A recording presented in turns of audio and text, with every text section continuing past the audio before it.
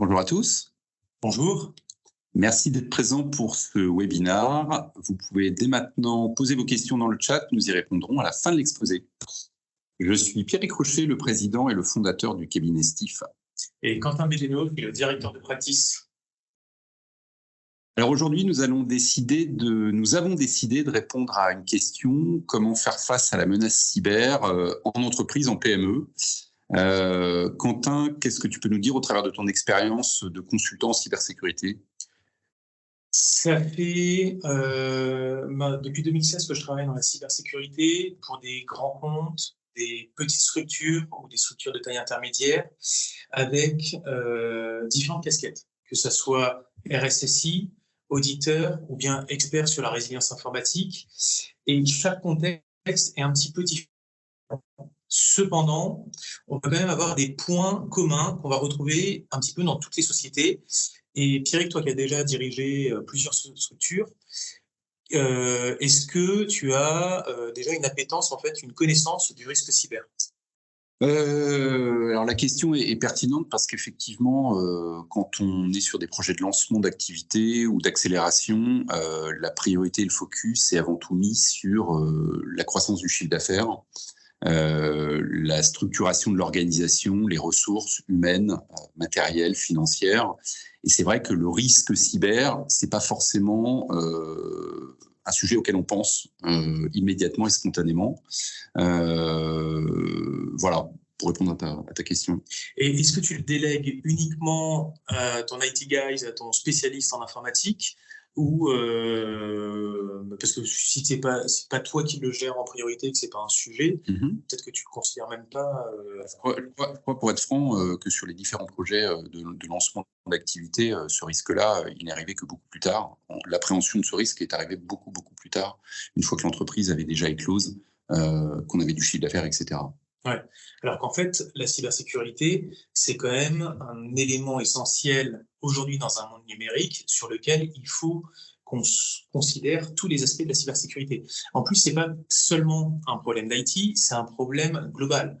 Aujourd'hui, la cybersécurité, c'est tous les moyens que tu peux mettre en œuvre d'un point de vue humain, organisationnel ou bien technique pour protéger ce système d'information, protéger tes actifs, et dans un seul but, c'est de garantir la confiance dans la résilience de ton système numérique. D'accord. Alors, là, tu nous fais une belle définition, c'est super, moi je suis content, mais en tant que chef d'entreprise, je mets quoi en œuvre pour me protéger? Qu'est-ce que je dois faire de façon pratique, en fait? On a une méthode. Quelle que soit la société, à partir du moment où on veut considérer le risque cyber, il y a un premier élément qui est de savoir qu'est-ce qu'on veut protéger. On veut avoir la liste des applications, des bases de données, des ordinateurs, des smartphones que vous utilisez. Donc le premier élément, c'est vraiment cette étape de cartographie pour se dire qu'est-ce que je fais et qu'est-ce que dois-je protéger. Après, il y a un autre élément qui là va dépendre de la culture de la société et du statut de la société également. Qu'est-ce que vous faites? Quel est votre objet social? Et même s'il y a des points qui peuvent être communs, là, on va parler de risques métiers. En tant que dirigeant, est-ce que tu as des éléments, toi, qui sont prioritaires quand tu crées ta structure en disant « Ok, il faut que je pense à ça et que c'est ça l'enjeu de ma société, c'est ça que je dois protéger ». Évidemment, dans les métiers du conseil, la valeur ajoutée provient des communautés que l'on est en mesure de fédérer autour de la marque. Je pense notamment aux communautés de candidats, puisque notre métier consiste à répondre à des problématiques clients grâce à des experts. Et notre savoir-faire, réside sur la capacité d'attraction des candidats. Donc forcément, ça c'est un premier élément qu'on cherche à protéger dans une entreprise. Après, bien évidemment, le rôle du dirigeant, c'est aussi d'assurer la pérennité de l'entreprise, notamment au travers de son financement, savoir répondre à un besoin, à un BFR, en sécurisant sa trésorerie, ça c'est essentiel. Donc il y a à la fois des assets métiers et puis des assets qui sont plus structurels liés à la gestion d'entreprise. Ok, donc deux éléments. La spécialité de la société, donc là, dans le cas des cabinets de conseil, la base de données clients et la base de candidats, et également des enjeux métiers financiers. Donc, c'est les deux éléments en fait qu'on va retrouver. La partie financière, elle va toucher toutes les sociétés, quelle que soit leur taille, que ça soit une petite PME, le boucher du coin. Son objectif, c'est d'abord garantir une stabilité financière à sa structure. Et après, il y a des enjeux critiques liés à l'activité de la société. On va prendre ces éléments-là, et ça, c'est un petit peu le voyou de la couronne. C'est ça qu'on va essayer de protéger dans l'ensemble et sur lequel on va adapter des mesures de sécurité.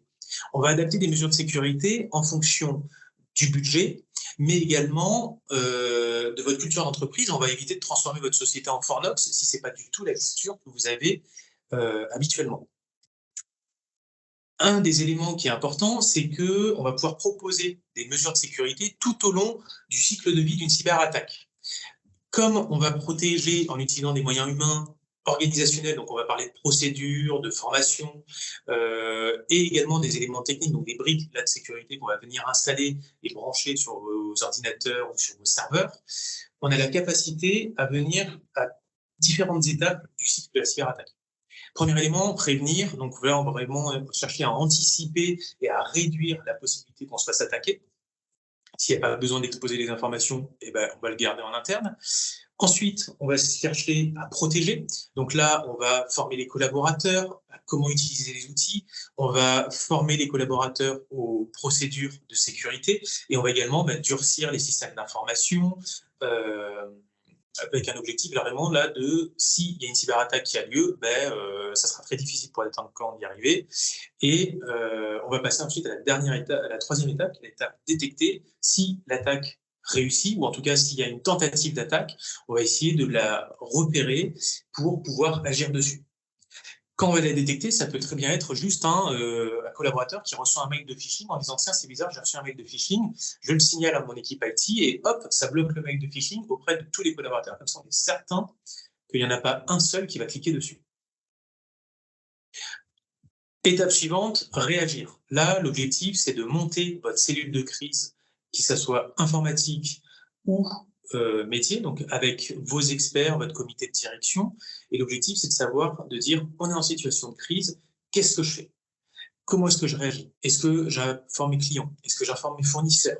Est-ce que j'informe les autorités de contrôle, que ce soit la CNIL, par exemple, s'il y a une fuite de données, ou la police, si j'ai un ransomware et que j'ai envie de savoir comment est-ce que je peux faire pour m'en sortir? Cette partie formation de crise, il y a besoin de la préparer, il y a besoin de s'entraîner également pour la faire. Dernière partie, là, c'est la restauration. Donc, une fois qu'on a cloisonné et maîtrisé la sécurité, on va s'intéresser à revenir sur un état initial. L'objectif, ce qu'on garantit, c'est la résilience de la société. Ce qui nous intéresse, c'est d'être capable de poursuivre notre activité, même si c'est en mode dégradé pendant un certain temps, mais au moins la société va survivre à cette crise et pouvoir continuer sa vie. Ces 5 étapes, on ne les sort pas non plus du chapeau, ce n'est pas un tour de magie qu'on fait, c'est le framework américain NIST qui reprend cette attaque et qui vient en fait en parallèle de la cyber culture.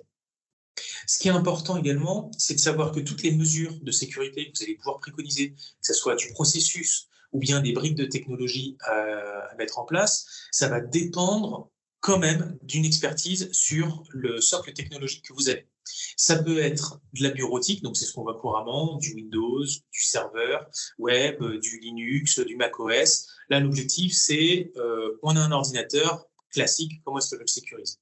On va avoir en plus des briques de sécurité un petit peu plus précises. Ça peut être l'IoT, donc tout ce qui est objet connecté, du thermomètre connecté au badge de contrôle d'accès, et ensuite les systèmes industriels qui, eux, sont là pour aider votre usine à produire et à fabriquer. Voilà pour la théorie. Ok, alors effectivement, c'est beaucoup de théorie. Tu nous parles de la Nice, c'est bien. Mais moi, du coup, précisément, je commence par où, par quoi, comment, qu'est-ce que je mets en œuvre? En fait, si on veut être pratique pour des chefs d'entreprise qui veulent engager cette démarche de cybersécurité, qu'est-ce qu'on met en œuvre? Chez SIF, on l'a décliné avec une première étape qui est notre Cyber Checkup.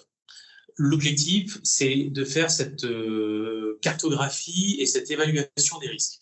On va s'intéresser à votre activité. Donc, nous, on a une méthodologie qui nous est propre sur laquelle on va faire des entretiens. Et pour qu'on ait une cartographie exhaustive, on va faire des entretiens avec tous les responsables de vos équipes. L'objectif, c'est de repasser sur le poste de travail directement et de dire, OK, j'ai cette application-là qui est installée sur le poste de travail. Ensuite, on ouvre le navigateur, on revoit toutes les applications qui sont installées, on revoit également les extensions et on termine avec votre équipe informatique en disant, voilà toutes les applications que j'ai repérées. Est-ce qu'il y a des applications IT que le métier ne connaît pas parce que c'est des structures d'infrastructure et l'objectif c'est de créer ces éléments pour pouvoir apporter des applications métiers. Donc comme ça on est certain d'avoir une cartographie la plus exhaustive possible. Et quand on a vu en plus les experts business, on va leur demander quels sont les enjeux pour chaque application, laquelle est critique, laquelle ils peuvent se passer en termes d'application, si elle tombe en panne pendant quelques jours, quelques heures, quelques semaines. Donc on profite de cet élément, de cet entretien pour récolter un maximum d'informations. On a d'autres éléments aussi qui sont l'expertise de Steve sur laquelle on va réaliser une analyse de risque et à la fin, on va vous proposer un plan d'action priorisé avec un budget et un planning en disant pour améliorer votre niveau de sécurité, voici tous les éléments à mettre en œuvre et c'est à vous de travailler dessus. Ok, super, c'est clair. Donc, tu nous parles de ton cyber check-up, un diagnostic qui permet de cartographier les assets et puis de faire des recommandations aux chefs d'entreprise. Mais une fois que ça, tu l'as fait, qui est-ce qui le met en œuvre ? Moi, j'ai pas de référent sécurité au sein de l'entreprise. J'ai pas d'équipe dédiée à qui je dois confier la responsabilité de gérer la mise en sécurité de mes assets ou de définir une PSSI. Est-ce que vous proposez des solutions ? Tu vas avoir 3 options. La première, c'est d'avoir quelqu'un qui est déjà dans tes équipes, sur lequel il a une forte appétence à l'informatique. Ça peut être ton administrateur système si tu en as un. D'accord. Et lui dire, maintenant, tu t'occupes de la sécurité en plus. Alors, il va falloir lui libérer du temps, il va peut-être falloir le former parce qu'il n'a peut-être pas la compétence en cybersécurité. C'est quand même un métier un tout petit peu différent. Ou bien, tu peux recruter quelqu'un en interne et internaliser la compétence. La question que tu vas te poser, c'est est-ce que j'ai assez de temps pour, est-ce que j'ai assez de charge pour occuper cette personne à temps plein ? Est-ce que ça peut me coûter trop cher ? Dernière option, tu peux externaliser ce besoin. L'externalisation, ça vient avec quand même quelques avantages. Le premier, c'est que tu vas consommer uniquement, tu vas payer uniquement ce que tu consommes. Donc, il y a un gain financier qui est très important. Tu as la possibilité de le faire travailler à temps partiel. C'est quand même plus simple d'avoir un RSSI pour une petite structure qui vient 1 fois par semaine ou 2 fois par semaine, plutôt que d'avoir quelqu'un à temps plein sur lequel il va travailler que 2 jours et puis pendant 3 jours, il faudra trouver quelque chose pour l'occuper. Autre avantage, c'est l'expertise. S'il fait que de la cybersécurité toute la journée, il peut se connecter à votre société, prendre votre contexte et puis redonner vraiment le savoir-faire de la société tout en gardant son expertise en cybersécurité. Et tous les jours, en fait, il n'intervient pas pour votre société, soit il intervient pour d'autres sociétés sur lesquelles il va reprendre des bonnes pratiques et continue à s'entraîner et avoir le meilleur niveau d'expertise, soit il participe à de l'auto-formation, il va aller voir des nouvelles technologies, il va aller voir des salons, et donc c'est un expert qui est toujours à jour de ses connaissances. D'accord. Donc c'est ce qu'on appelle le RSSI as a service. Oui, c'est notre offre de global chez Steve sur laquelle on commence avec le Cyber Check-up et on fait ensuite l'accompagnement sous forme de RSSI as a service. Donc voilà pour la présentation du panorama. Ok, super, c'est hyper intéressant. Tu nous as expliqué l'importance de considérer le risque cyber en entreprise quand on est chef d'entreprise au sein d'une PME. Je crois que c'est important vu le contexte dans lequel se déploient les entreprises aujourd'hui et la recrudescence des attaques, notamment dans la supply chain, qui sont plutôt orientées vers des entreprises de taille intermédiaire et non pas forcément les grandes entreprises, CAC 40 ou SBF 120. Tu nous as expliqué les fondements théoriques et puis les possibilités d'y remédier grâce à un diagnostic et puis grâce à la mise à disposition également de ressources, ce qu'on appelle le RSSI as a service. Merci beaucoup, Quentin, de nous avoir partagé ton expérience. Quelques mots peut-être sur le cabinet Steve. Steve, c'est un cabinet de conseil indépendant qui a vocation à accompagner ses clients sur l'ensemble des enjeux liés au risque cyber. On s'appuie pour la réalisation de ces projets, bien sûr, une communauté de consultants qui sont experts et qui ont à cœur d'opérer un transfert de valeur ajoutée chez les clients qui nous ont sollicités. On intervient sur 2 grandes verticales, l'une qui est plutôt orientée anticipation, et donc on retrouve des profils plutôt fonctionnels pour mettre en place un SMSI, une stratégie de cybersécurité, définir un PSSI, un plan de sécurité des systèmes d'information, des analyses de risque, évidemment, elles sont essentielles aujourd'hui dans tous les projets, security by design, et puis également de la mise en conformité.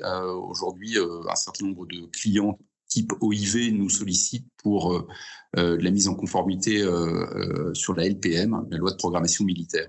Donc ça, ce sont plutôt des profils fonctionnels. Et puis on a une deuxième verticale qui elle est plus technique et qui consiste à accompagner les clients dans les projets de déploiement des briques de sécurité d'un système d'information, depuis la PKI, le firewalling, l'authentification, l'identity management, le cloud évidemment, des solutions de SOC /EDR. Et là, les profils sont plutôt des profils d'AMOA, de chef de projet, voire même de consultants MCO en maintien en conditions opérationnelles. Voilà pour les offres du cabinet, Steve. Actuellement, actuellement, alors effectivement, tu fais bien de me reprendre.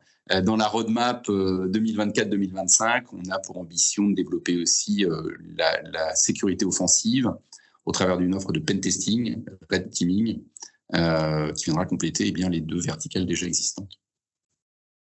Je vous remercie pour votre attention et puis rendez-vous pour le prochain webinaire Steve dans quelques semaines.